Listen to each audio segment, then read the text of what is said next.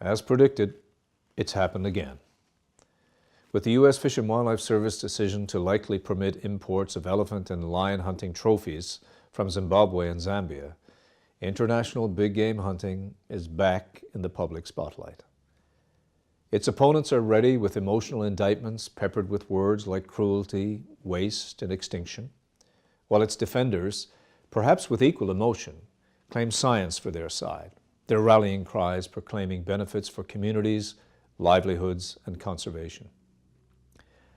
I'm sure many people might wish this debate would just go away, but it won't, so let's think about it and try to be fair. Look, no truthful person will tell you that all international hunting is good. It is clear that there have been cases of poorly conducted and poorly regulated trophy hunting abroad. Yes, there are examples of weak governance, corruption, lack of transparency, excessive quotas, illegal hunting, and poor monitoring in a number of countries. And these bad practices require immediate action and reform.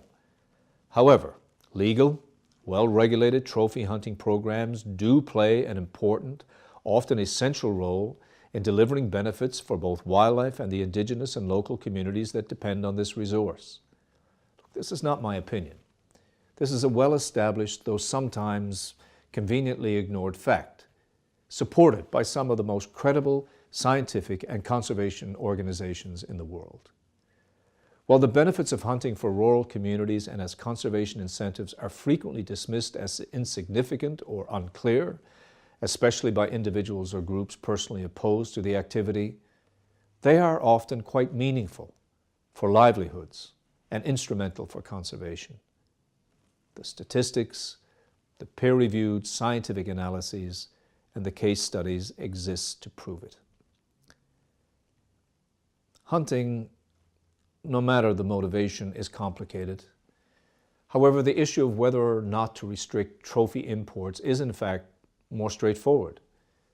To determine whether or not to allow imports, the United States Fish and Wildlife Service considers many factors, including the biological needs of the species, potential population threats, current population numbers, and whether management programs are established and effective. The service also considers whether legal protections, including hunting regulations and quotas, are enforceable, whether local communities are involved and benefit from the activity, and how funds generated from hunting will be used to benefit wildlife conservation.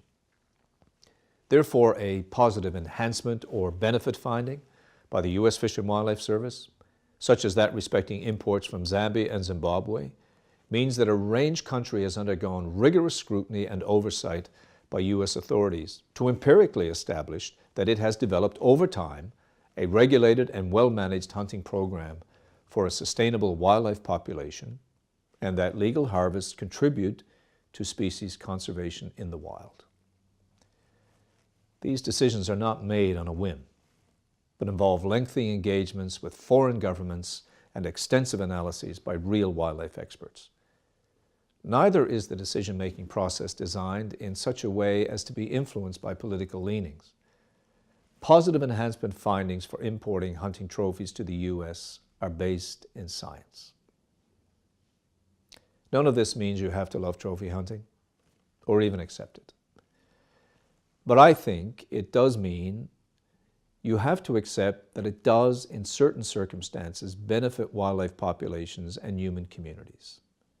Now, if we are going to start getting rid of proven mechanisms for conservation anywhere or of any kind, from trophy hunting to protected areas, we'd better first know where the replacement dollars and other incentives for conservation will come from. I am a hunter, but like many hunters, I am a conservationist first. I support any and all programs that support wildlife, whether I like them or not. As someone who cares deeply about wildlife, it is my responsibility to put politics and emotions aside to support all scientifically established, legal, and well-managed mechanisms for wildlife conservation. I encourage all of you to do the same.